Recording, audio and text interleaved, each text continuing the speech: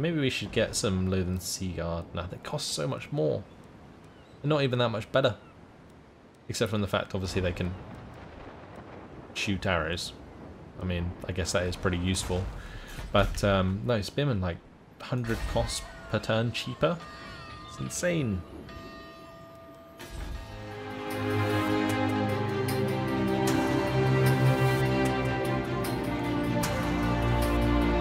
Income is constantly rising. Again, it's worth checking out. Lord of the Lady grants you safe passage in these lands. Come on. Impossible. Why are you being such a dick? Just so. Thank you. Like, why wouldn't they want to trade with me? Or why wouldn't they want to, like, have a non-aggression pact? The AI just makes me laugh. Absolutely not. Oh, just have a normal trade agreement, please. No churl. Do you know who I am? Oh, damn it. I think we also increased our relations with the last defenders, didn't we? The Empire. Do not greet me as a friend. I refuse. His accent changed very quickly then. Pirates of Sartosa and what was the other one? I just need to keep influencing them, I think. Let's do it again.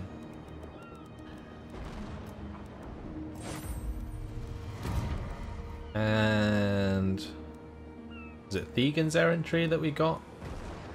He was. Yeah. Okay. By the way, it doesn't really matter. Let's use up our influence again. Aramir. Might be worth him starting to invest in some recruitment.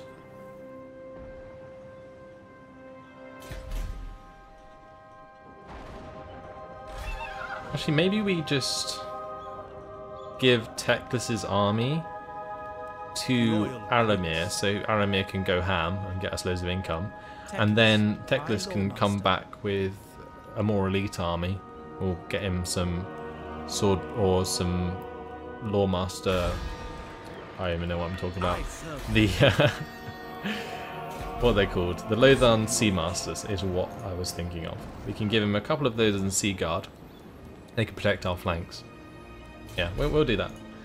Aramir can come say hi to Teclis. At your service.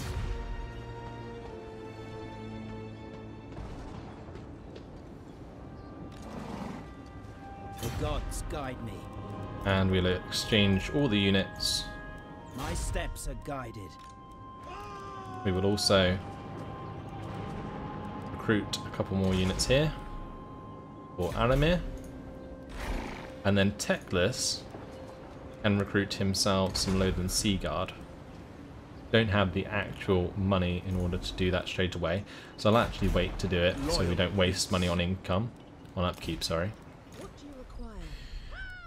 As for Ilan Yadara, we're going to have to save some cash for her to actually find out where the opponents are here, and Eldarian's busy moving towards the Dark Elf lands. Ooh. Right. Let's end the turn there then. We'll move on. And we'll see what happens in the end turn, as usual.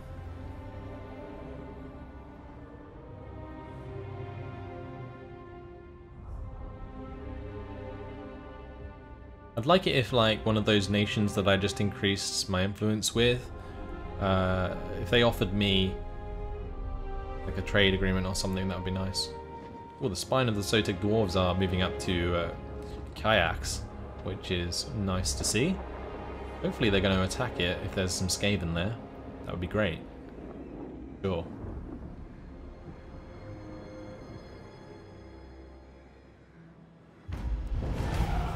Okay, Rite of Primeval Glory performed for the Lizard Men.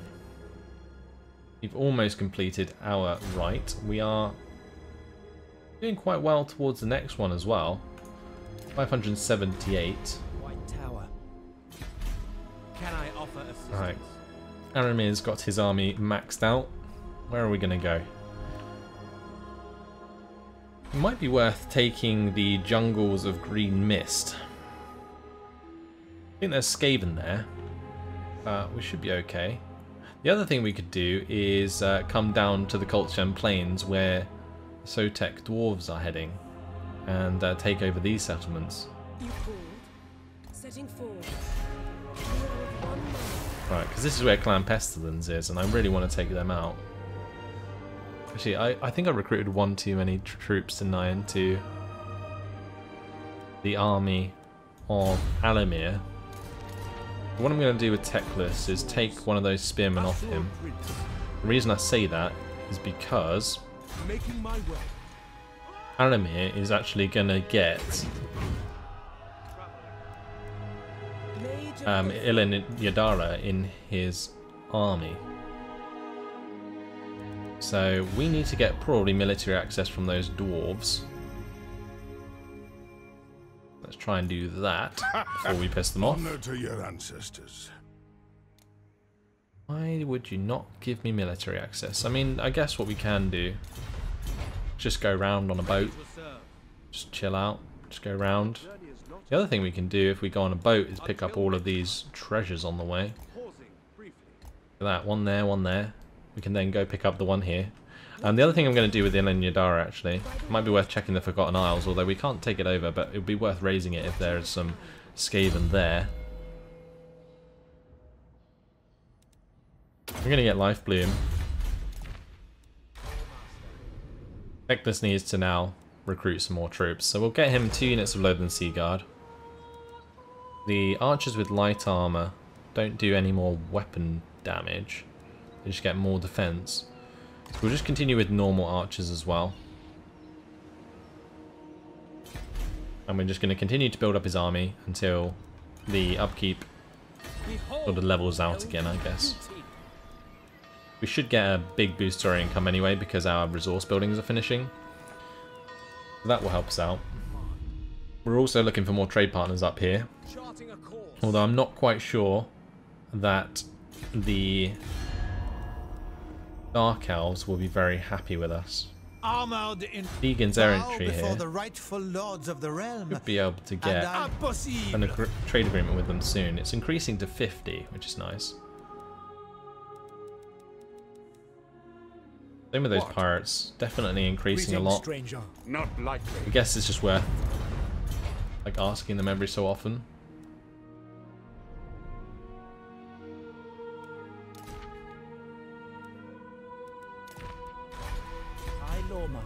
That's it, let's move on to the next turn.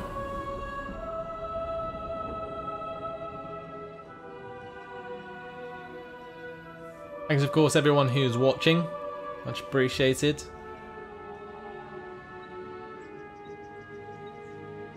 Good to see all of you here.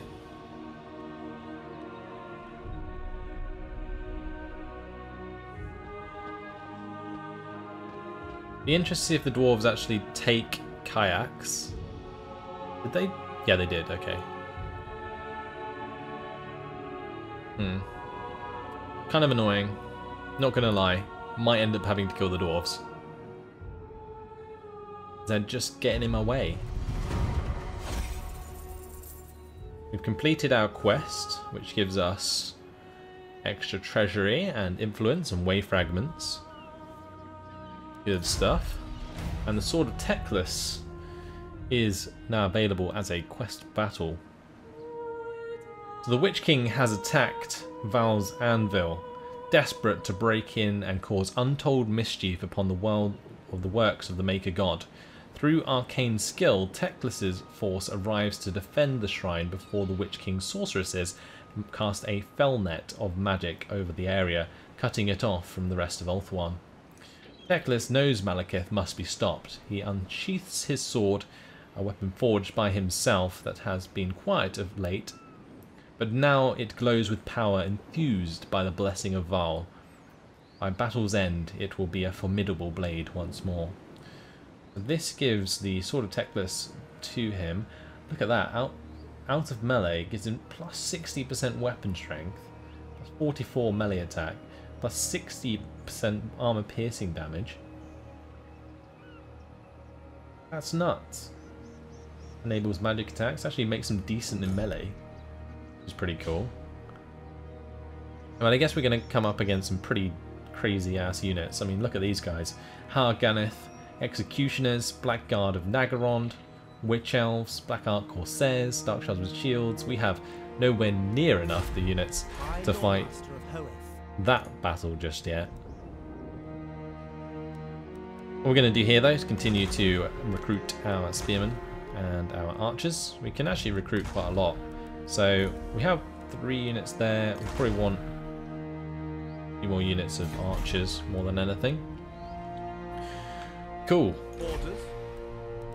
Right, Aramir. What am I going to do with you? Kind of feel like I should just ambush the dwarves. Just completely just wreck them. Because they just went and took that settlement down there. I ain't too happy about that. The only issue with that is I can't really get to like their other settlements very easily. Like this is the Mine of the Bearded Skulls. I would have to come all the way round and maybe through this little gap here. I don't think you can actually get through there, so I'd have to walk all the way round. Pain in the bum. Stupid dwarves. Get onto the sea. Go for a quick sail. Go pick up some treasures. We'll have a look at the Forgotten Isles. I'm going to have Ilin Yadara come over here as well. Okay, so our technology is actually finished in 1 turn, which gives us the extra missile damage and ammunition. Lytothelma armor gives us extra armor for the archers. We'll do that afterwards. I think that's everything done though, so let's end the turn. Maybe although Eldarion can still continue onwards. There we go.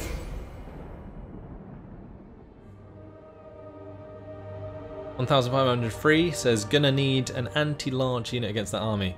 I'm guessing the quest army. Yeah, probably. I don't. But all the spearmen are anti-large technically because they have spears.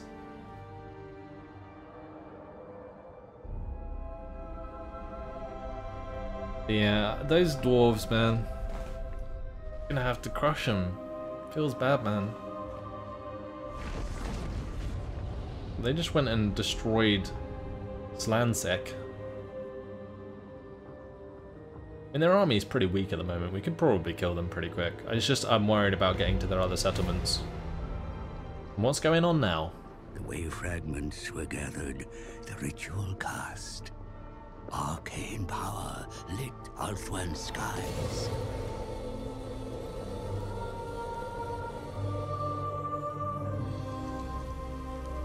Loremaster Telerian, ally of Teclis, was joined by Gallifreus, squire of Tyrion.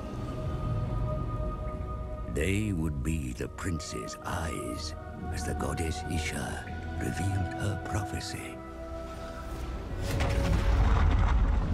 The Loremaster and squire saw the Isle of the Dead wreathed in fire, the vortex gone. Without the vortex, chaos floods the world, with Ulthuan doomed to sink beneath the waves. But the star crown of Lilith has the power to restore it. The crown was shattered long ago. If the lost shards are reforged, Ulthuan can be saved. Isha has blessed our agents with 1 piece of the Star Crown, but 4 shards remain lost.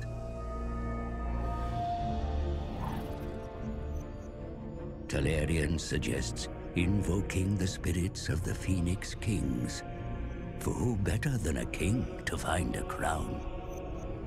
The cost is high to cast such rituals. More wave fragments are needed.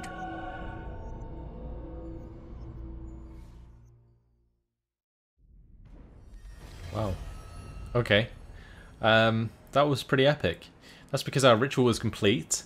That popped up. And yeah, I really enjoy those cinematics. Not really cinematics, they're kind of like, I don't know, drawings, but yeah. Very, very cool.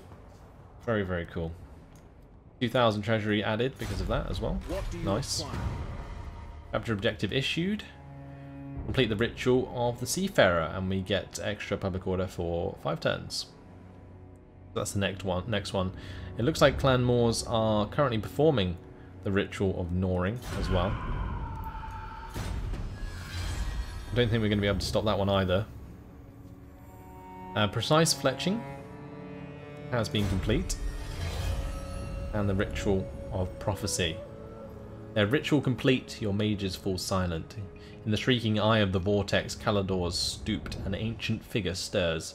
For lonely millennia, since he set the vortex in motion, he has maintained his own incantation, his adamantine, or all that stands between the world and oblivion. Adamantine will, sorry. I said that wrong. The eternal croaking litany rasping from his cracked and tortured lips falters not, but the weight on his bowed shoulders seems to ease, and a single grateful tear falls to moisten the arid dust at his feet. Very poetic. Charting a course. Right, jolly on, Heldarian. Find us some more people to talk to.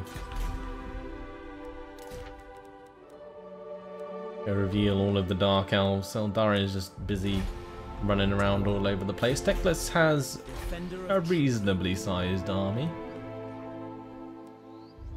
But he can't really recruit anymore because the upkeep's getting on the brink. Could go towards the alchemy workshop. It actually unlocks a technology. It's kind of cool. We will endure.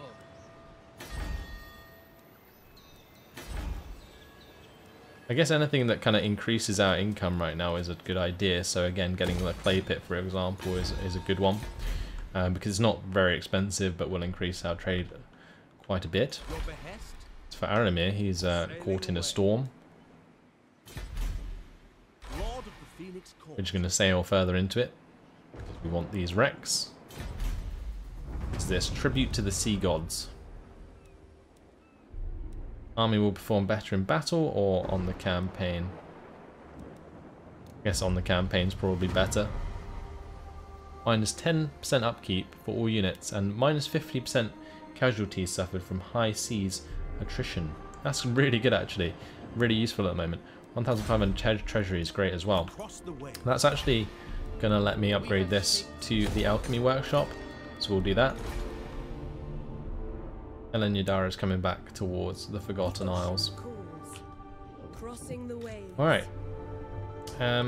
With Teclis...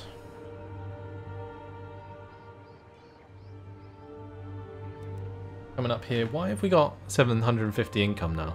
That just shot up. Taxes, trade, background income. As if that's enough. I mean, we can just recruit more units. I just need to recruit more units into Teclis' army so I can actually use it.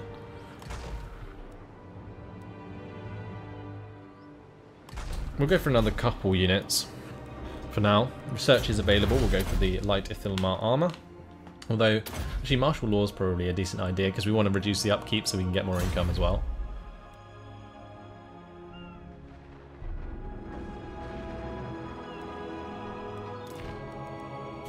Right. Let's continue. Ah yes, of course.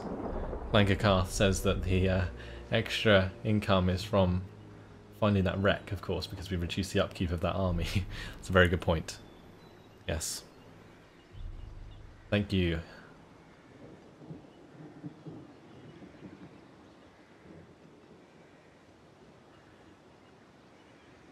I completely went over my head.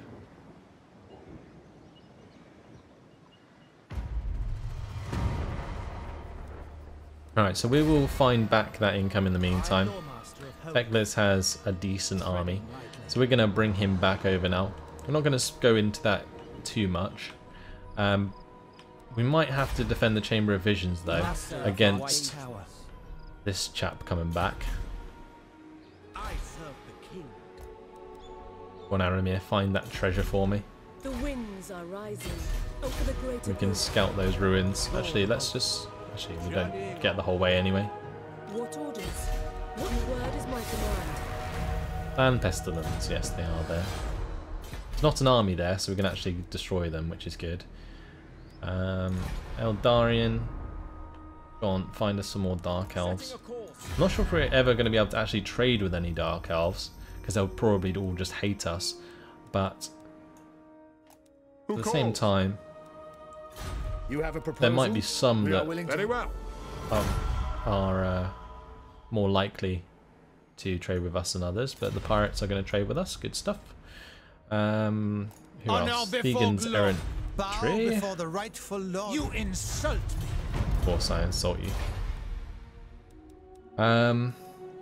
That's got us some more income. Great. The more trade income we have, the more exponential effect each of these upgrades will give us income, which is another good thing.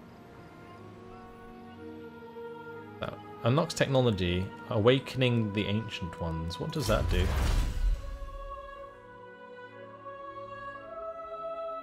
Awakening the ancient ones.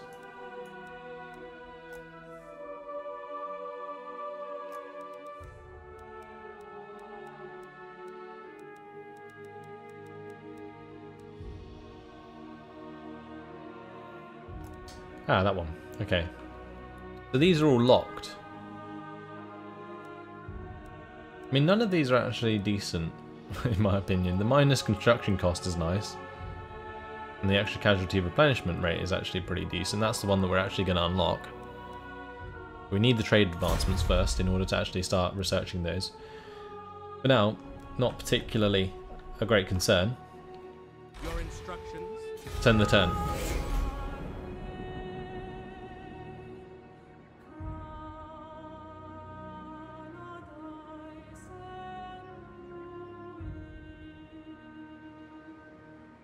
Alarion Elenar asks, do the difficulty settings of the campaign map affect the AI behaviour in any way? I'm not entirely sure, honestly. I know it definitely affects the negative effects on public order. It gives massive bonuses to the opponent's income, for sure.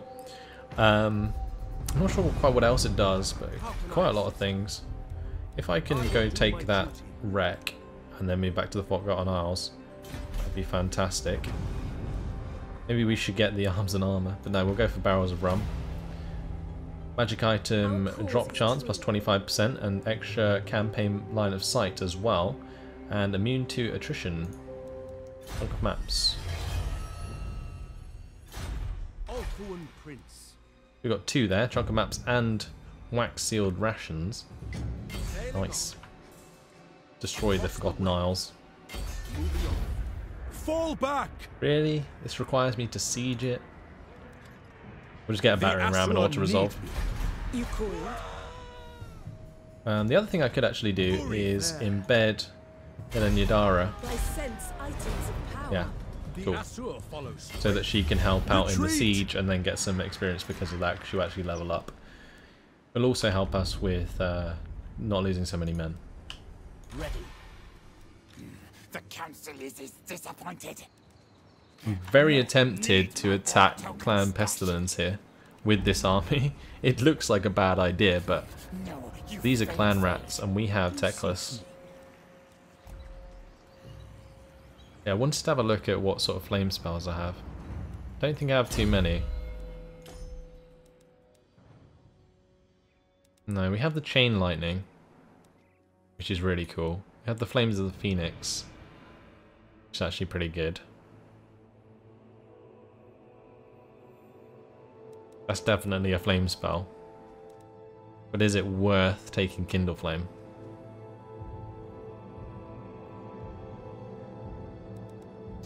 I don't know, probably not.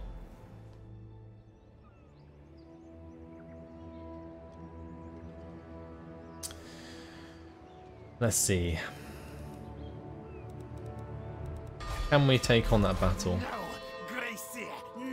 They do have quite a lot of decent units, like the Night Runners, and these Plague Monks are pretty high rank. So they will do a lot of damage to my Spearmen.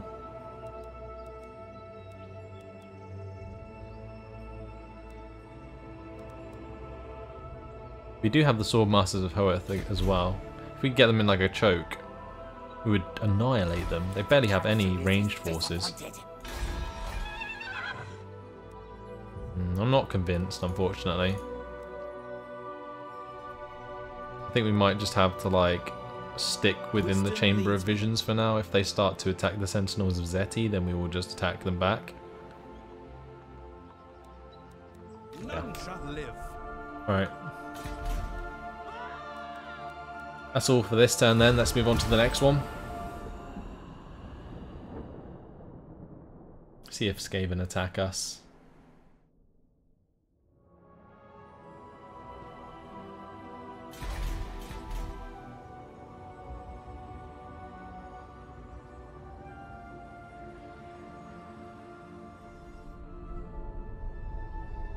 I think they are going to.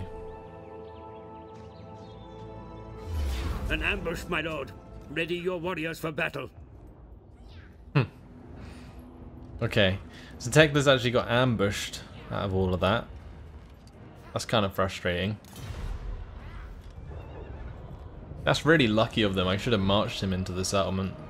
Completely forgot about the fact that like the Skaven can just like ambush you a lot like the Beastmen could in the original Total War Warhammer. I mean, I think we can still pull it off. It would just be annoying. We'll probably lose quite a lot of dudes. We'll create like a square, I guess. Have the archers in the mid. Swords of Hoeth can go ham. And we'll have, or maybe like a V. It depends which side they come from. Valerian says, wait, you can attack from ambush. Yes, Skaven can definitely do that. Oh dear. We'll quick save and we'll fight this on the battle map.